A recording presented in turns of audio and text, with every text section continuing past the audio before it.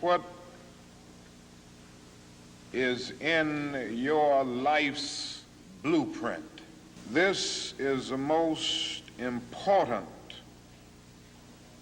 and crucial period of your lives, for what you do now and what you decide now at this age may well determine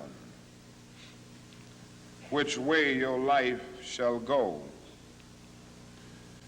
And whenever a building is constructed,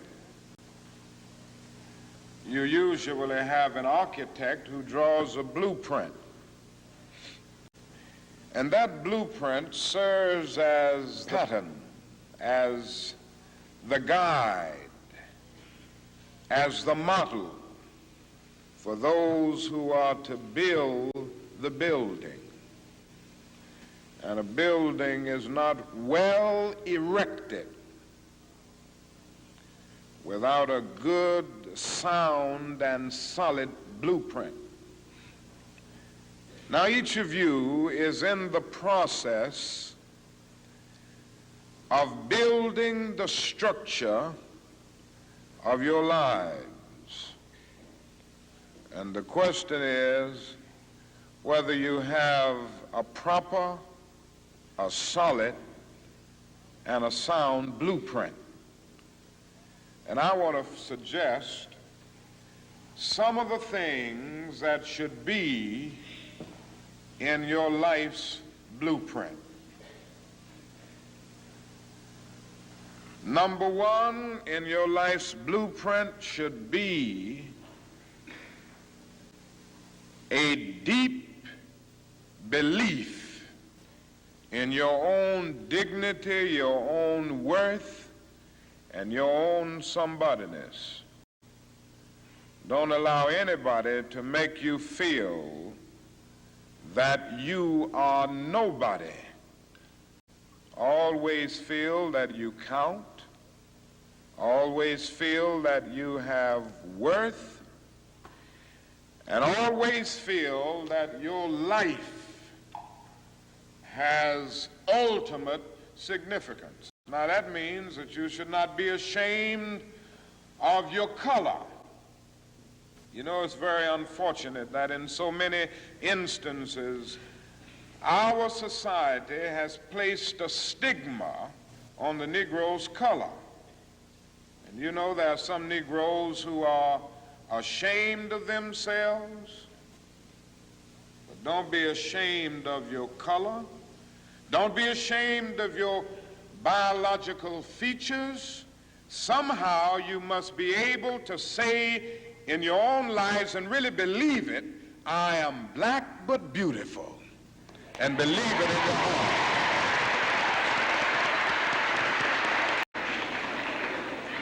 And therefore you need not be lured into purchasing cosmetics advertised to make you lighter. Neither do you need to process your hair to make it appear straight. I have good hair, and it is as good as anybody else's hair in the world, and we've got to believe that.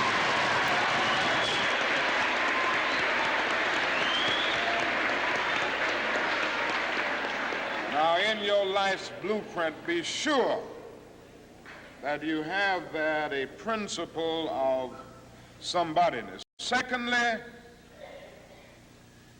in your life's blueprint, you must have as a basic principle the determination to achieve excellence in your various fields of endeavor.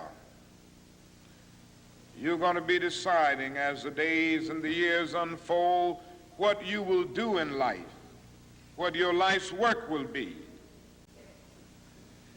And once you discover what it will be, set out to do it and to do it well.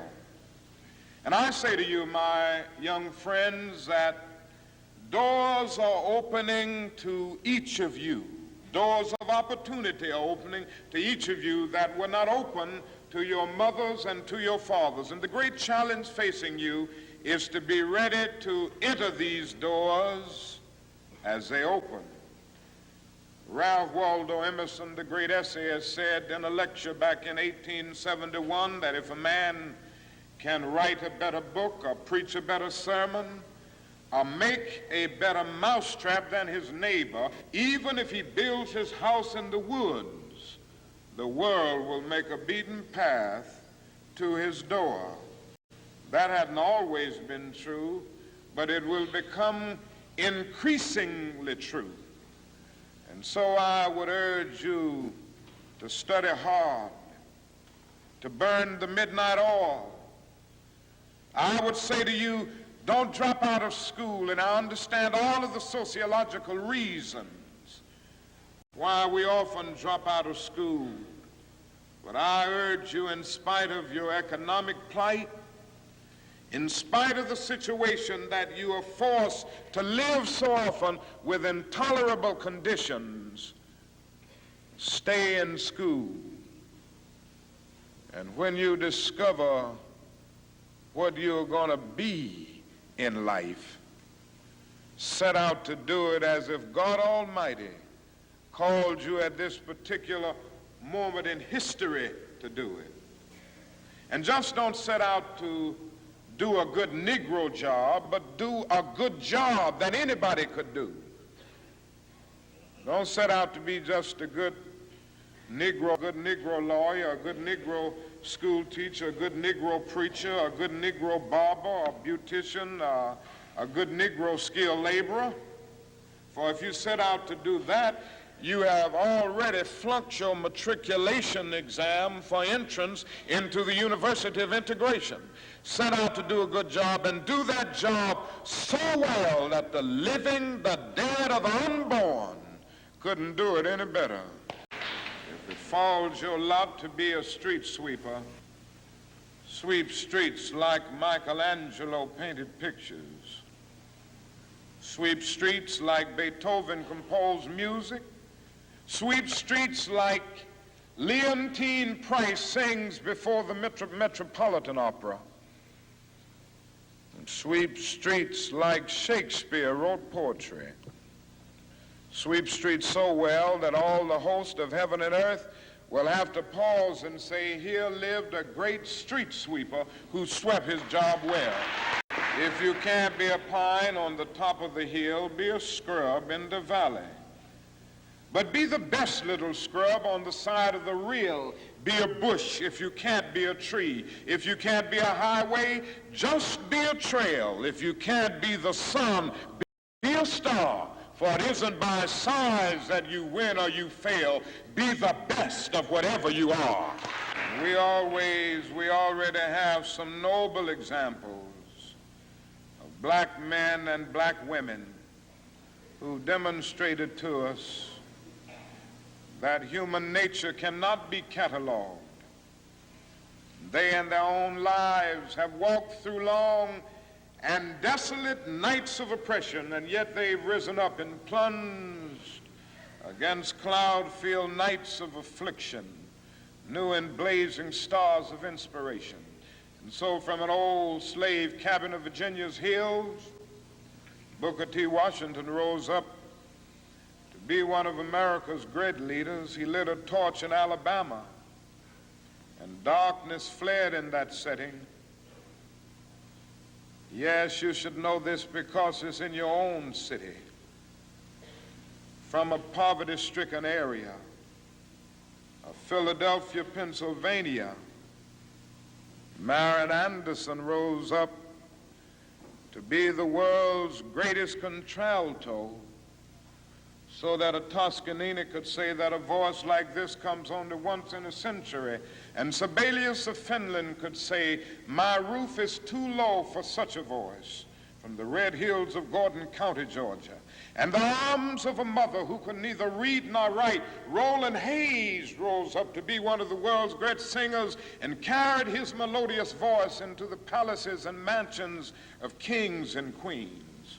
From crippling circumstances, there came a George Washington Carver to carve for himself an imperishable niche in the annals of science. There was a star in the diplomatic sky, And then came Ralph Bunce, the grandson of a slave preacher, and he reached up and grabbed it and allowed it to shine in his life with all of its scintillating beauty. There was a star in the athletic sky. And then came Jackie Robinson in his day and Willie Mays in his day with their powerful bats and their calm spirits. Then came Jesse Owens with his fleet and dashing feet. Then came Joe Louis and Muhammad Ali with their educated fists. All of them came to tell us that we can be somebody, and to justify the conviction of the poet, fleecy locks and black complexion cannot forfeit nature's claim. Skin may differ, but affection dwells in black and white the same. And if I were so tall as to reach the pole, or to grasp the ocean at a span, I must be measured by my soul. The mind is the standard of the man. And finally, in your life's blueprint must be a commitment to the eternal principles of beauty, love, and justice. Don't allow anybody to pull you so low as to make you hate them. Don't allow anybody to cause you to lose your self-respect to the point that you do not struggle for justice. However young you are, you have a responsibility to seek to make your nation a better nation in which to live. You have a responsibility to seek to make life better for everybody.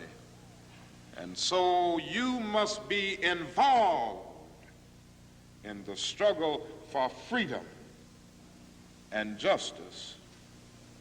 Now, in this struggle for freedom and justice, there are many constructive things that we all can do and that we all must do.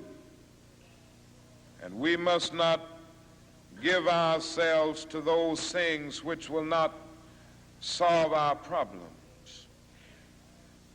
You've heard the word nonviolent and you've heard the word violent. I happen to believe in nonviolence. We struggle with this method with young people and adults alike all over the South, and we have won some significant victories, and we've got to struggle with it all over the North because the problems are as serious in the North as they are in the South. But I believe as we struggle with these problems, we've got to struggle with them with a method that can be militant, but at the same time does not destroy life or property. And so our slogan must not be burn, baby, burn. It must be build, baby, build. Organize, baby, organize. Yes, our slogan must be learn, baby, learn, so that we can earn, baby, earn.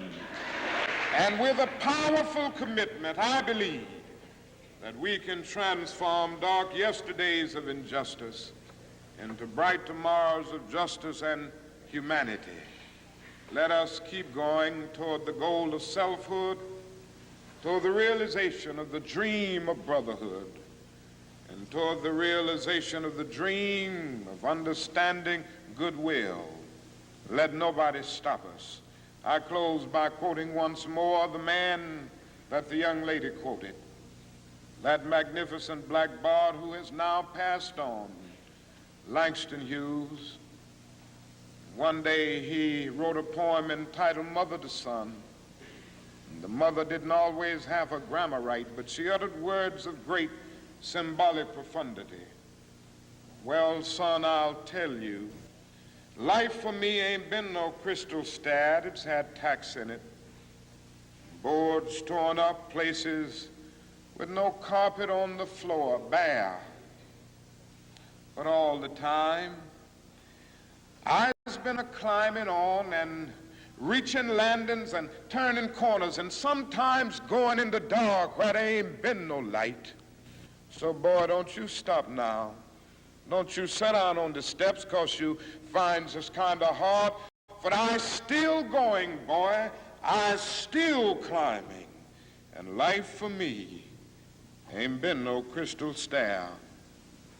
Well, life for none of us has been a crystal stair. But we must keep moving. We must keep going. If you can't fly, run. If you can't run, walk. If you can't walk, crawl. But by all means, keep moving.